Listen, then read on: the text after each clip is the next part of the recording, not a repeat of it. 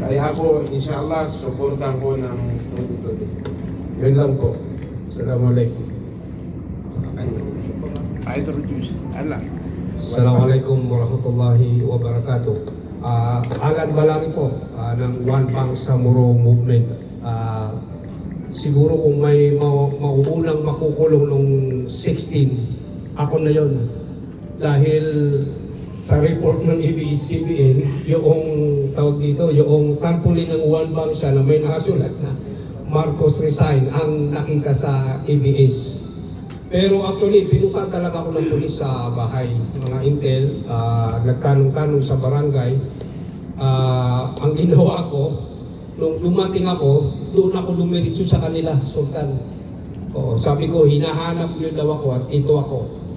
Kung kailangan niyo ako makausap, anytime pwede ako pumunta sa inyo o pwede kayo bumisita sa aking bahay. Pero ako, yung sinasabi nila na maaaring maging dahilan para makulong ang isang tao, isang aktivista, malayo yan dahil gawain ko na yan since 2000, year 2000 nung una ako ng era. Sir Henry, ipumanhin ninyo, nung isang araw hindi ako nakadalo dahil may mga inasikaso ako. Tinawagan ako actually ni Atty. Torion para pumunta. Pero ganun pa man, andyan naman yung mga brothers natin, nandiyan sila Engineer Nasib, si Sultan Jiri, sila yung nakadalo. Kahit wala ako, basta nandiyan sila. Kasi ang sa amin, sa mga Muslim, mayroon kaming nilaunch na One Bank Samuro Coalition itong mga nakaraang araw. Layunin ito na ipakita na tayo ay nagbubuklod-buklod, nagkakaisa para sa isang layunin. So, ang alam ko, ito rin yung layunin nung pagsasama natin ngayon, nung I Care. Sa nakikita ko, itong mga nakarang araw, kung nabuo yung Save the Philippines, isang coalition din. Ngayon naman, ang binubuo ay yung isang I Care, o pwede natin sabihin na we, kasi marami tayo. I care, we care. I Yes. care, you care. Tatlo. I care, you care, we care. Siguro dahil ito ay pagbubuklod-buklod na parang nababagay yung we care. Kung anong we save para isalba yung sambayan ng Pilipino, andito yung we care para gumabay at umaruga sa mga nalulunod na mamamayang Pilipino. So, mabuhay ang we care. So, hanggang dyan lang muna. Maraming salamat sa inyo. Inulit ko, ako si Alan Balani.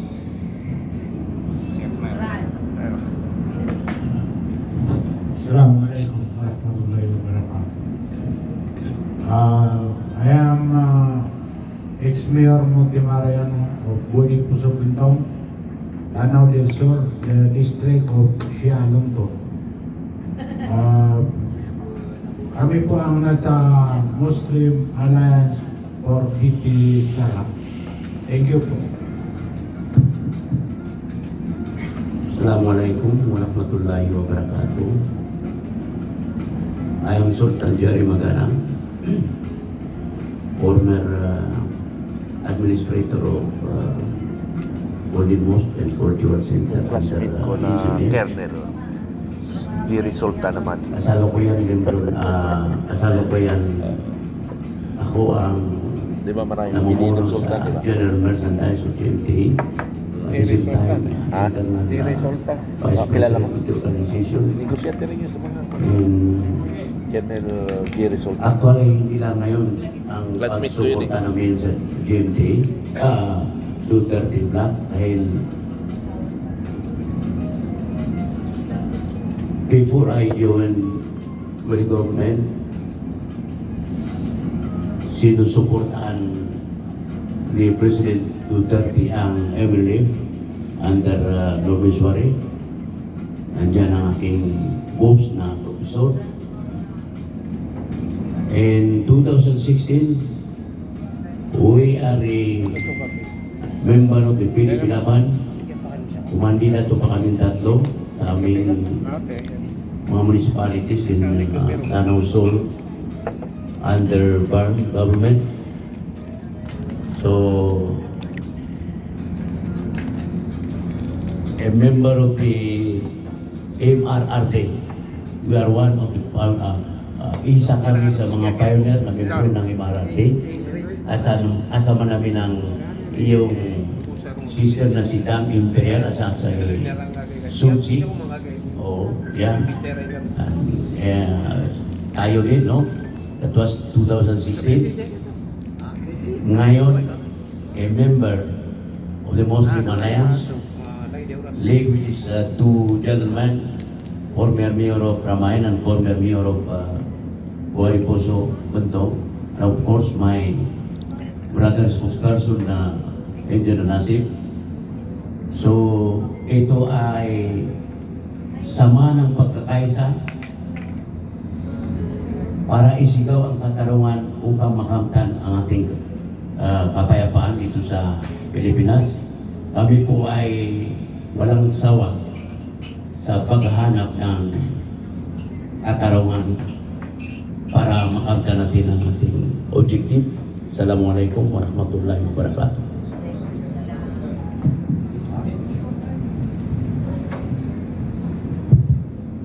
Assalamualaikum warahmatullahi wabarakatuh. Former Mayor of the Chandra Mine, Akhtar Marmar, and President of Muslim Alliance. Ito pong Muslim Alliance ay ginawa namin to mula nung nilabas nila yung impeachment kay Bibi Sara. So doon po nabuo itong Muslim Alliance hanggang sa nagkarapal kami na hinarang pa kami ng mga pulis. Sa US Embassy. Pero Sa harap ng US sa harap ng US Embassy, pero hindi yung naging hadlang sa aming ginagawa para kay Bibi Sara. So, ang masasabi ko lang ngayon, sana ito na ang huling grupo na gagawin natin para sa Duterte. Kasi dami na eh. Hindi na natin alam kung saan tayo sasama.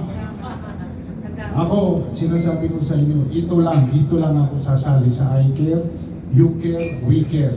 Pag mayroon pang iba, hindi na. Assalamualaikum warahmatullahi wabarakatuh. Magandang hapon po. Ako po si Ate Melvin. Lamig na. Isang Malamig na. sa amin, wala akong leader. Ay, hindi pa malamig sa akin. Kaya halos lahat ng mga rally, halos nandun din po kami na laging nakasuporta. Kasi po, nakikita po namin na yung mga kabutihan at kagandahan na nakikita ng Duterte. Kaya sumusuporta pa ako sa kanila. Salamat po. Ingay lang po. Sorry. Tsaka po siya. Magandang hapon po sa lahat. Ako po si June, Vimal TV, isang vlogger po. Kami po ay sumusuporta sa lahat po ng pagkilos para kay PRRD Tatay Digo. Maraming salamat. Magandang araw po sa inyong lahat. And isa din po ako sa mga vlogger na kung saan simula pa noon kay dating Pangulong Duterte ay nakasuporta na kami. Nakakalungkot lang dahil yung mga kasama namin ng mga vlogger na nasa Malacanang na ngayon, kaya lang naman po sila talaga pumanig doon kay Marcos dahil nga ipin sa amin, inaamin din naman na talagang sila ho ay binayaran. Pero sabi nga nila, sila daw umano ay sulit man din talaga ng mga Duterte supporters. Kaso nga lang, talagang pumagat lang sila sa over ng Marcos admin. Pero kami, yung mga inoperan din naman na hindi ko tumanggap sa bayad po ng administrasyon nito. Kaya 10 ng aking mga kasamahan ng mga vlogger, ako po'y nagpapasalamat sapagkat yung baon mo namin dito ay prinsipyo lang po. And lahat po ng mga kilos, no? Lahat ng mga ginagawa to support sa mga Duterte para po sa katotohanan kami po ay nakasuporta. Dahil mahalaga po ang tunay katotohanan na impormasyon na pinapalabas po natin sapagkat talagang double kayo din yung mga vlogger na sa paninira po sa mga Duterte, na mga bayaran ni Marcos. Maraming salamat po.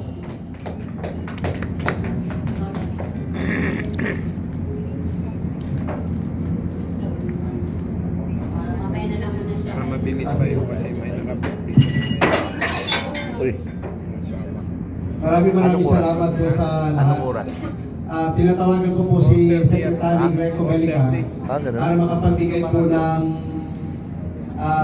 message Alam po na sa ni Pan atin. Engineer, alam na. And then mamaya tatawagan ko Ah. rin si Secretary Angusi para makapagbigay ng message sa atin at si Bobby Torion, pipilitin natin. Si Manong Sabit naman, sila Tony Torion nasa Davao kasi meron ding important meetings doon para may gathering.